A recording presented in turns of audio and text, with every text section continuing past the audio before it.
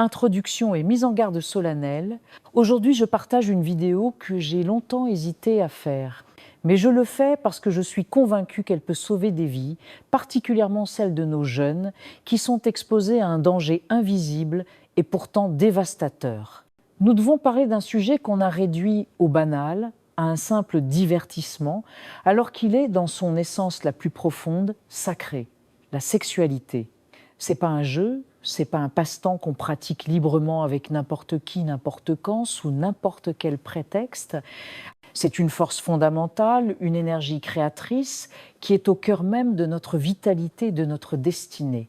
Et regardez bien autour de vous, le cinéma, les séries, la musique, la publicité, tout l'environnement médiatique en a fait une arme de séduction massive, de distraction et de perversion. Ce n'est pas un hasard. C'est un système conçu pour vous détourner de votre véritable puissance, pour vous faire croire que la liberté, c'est la satisfaction de tous les désirs, alors que c'est le chemin le plus sûr vers l'esclavage et l'épuisement. La désacralisation du sacré au banal. Pour comprendre la gravité de la situation, il faut revenir en arrière. Historiquement, dans pratiquement toutes les sociétés traditionnelles, y compris les nôtres en Afrique, les rapports sexuels hors du cadre du mariage étaient fortement mal vus, voire condamnés. Pourquoi ? Parce qu'on reconnaissait instinctivement le caractère sacré de cet acte. Il n'était pas anodin, il était lié à la procréation, à l'union des familles, à quelque chose de plus grand que l'individu. Aujourd'hui, cette sacralité a été méthodiquement brisée, piétinée. On en a fait un produit de consommation. Le résultat est cette banalisation extrême qui a ouvert la porte à tous les excès et à toutes les souffrances que nous constatons. L'accès au contenu pornographique, le X, est devenu d'une facilité déconcertante, même pour les enfants. C'est une drogue légale, hyper stimulante, qui crée une addiction foudroyante, vole notre énergie vitale et efface progressivement nos valeurs et notre sens du sacré. Je le sais, parce que j'ai vécu des choses. Comme une majorité de jeunes en Afrique, l'exposition précoce à la sexualité est une réalité brutale, qu'elle vienne d'abus, de découvertes accidentelles entre enfants ou d'un accès prématuré à des contenus inappropriés via un téléphone. Cette initiation traumatisante pose les bases d'une relation malsaine avec sa propre sexualité pour le reste de la vie. Conséquence immédiate, la chute vers la médiocrité. Et les conséquences sont sous nos yeux.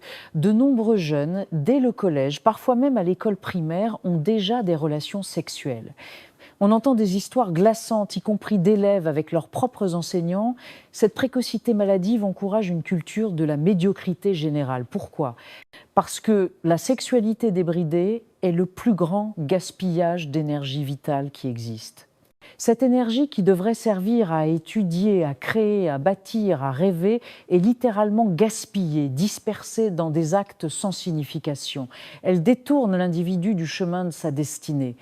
Je dois être claire et directe. Une personne qui s'adonne régulièrement à la fornication ou à la masturbation ne peut tout simplement pas fonctionner à plus de 10% de son potentiel réel.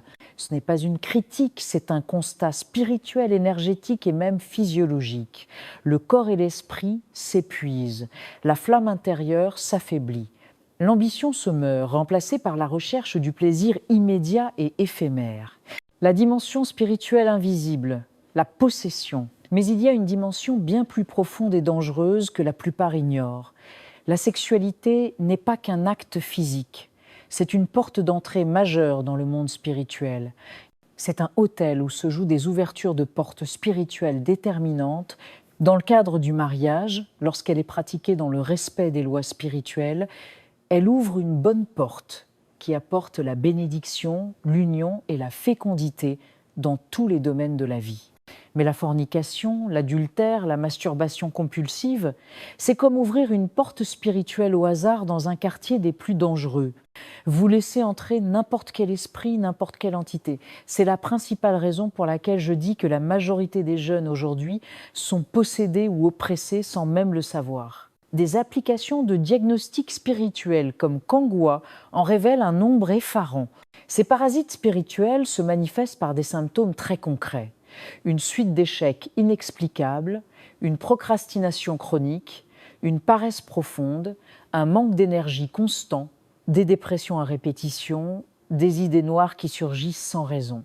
Beaucoup cherchent des causes psychologiques ou sociales, mais la racine est souvent spirituelle et la porte d'entrée a été un péché sexuel, y compris la masturbation qui, bien que jugée normale par la société, est une brèche énergétique et spirituelle majeure. Témoignage et impact destructeur sur les familles.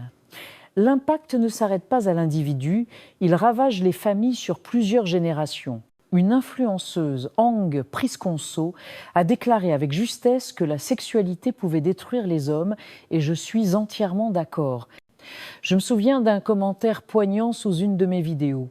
Une jeune femme racontait que son père était décédé du VIH, SIDA, sans avoir rien laissé à sa famille. Aucun héritage matériel, aucun souvenir digne, seulement la honte et la misère.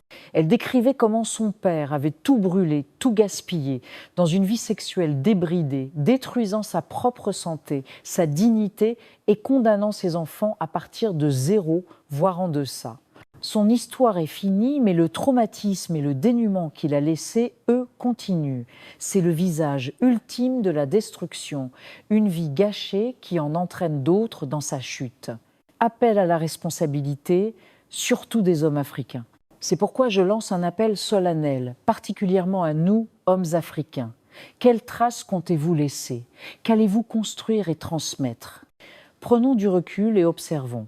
On voit des hommes ailleurs dans le monde qui, en choisissant la fidélité conjugale et la stabilité familiale, bâtissent des empires, progressent et laissent un héritage solide à leurs enfants. À l'inverse, un homme obsédé par le sexe, coureur, infidèle, ne construit rien de durable.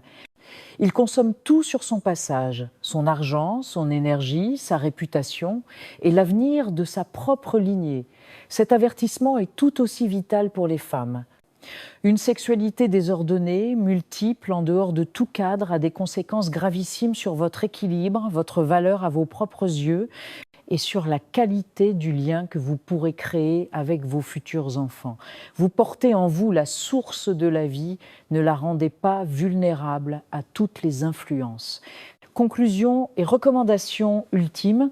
Alors voici ma conclusion, ma recommandation ultime avec toute la force de ma conviction, resacralisez votre sexualité. Il est temps de la ramener dans le seul cadre qui peut à la fois la protéger et vous protéger, celui d'un engagement sérieux, responsable et sacré, le mariage. Ce n'est pas un jeu, ce n'est pas un droit, ce n'est pas un besoin incontrôlable, c'est la clé de voûte de votre énergie, de votre concentration, de votre destinée personnelle, de votre santé spirituelle et du véritable héritage que vous devez bâtir. Faites ce choix dès aujourd'hui. Reprenez le contrôle de cette force extraordinaire, purifiez votre passé par la repentance, gardez votre présent par la maîtrise de soi et construisez votre futur sur ce fondement solide. Votre futur vous et vos enfants à naître vous diront merci. La sexualité est trop puissante, trop liée à la création et à la vie pour être traitée avec désinvolture. Sauvegardez-la, honorez-la et elle deviendra une bénédiction plutôt qu'une malédiction.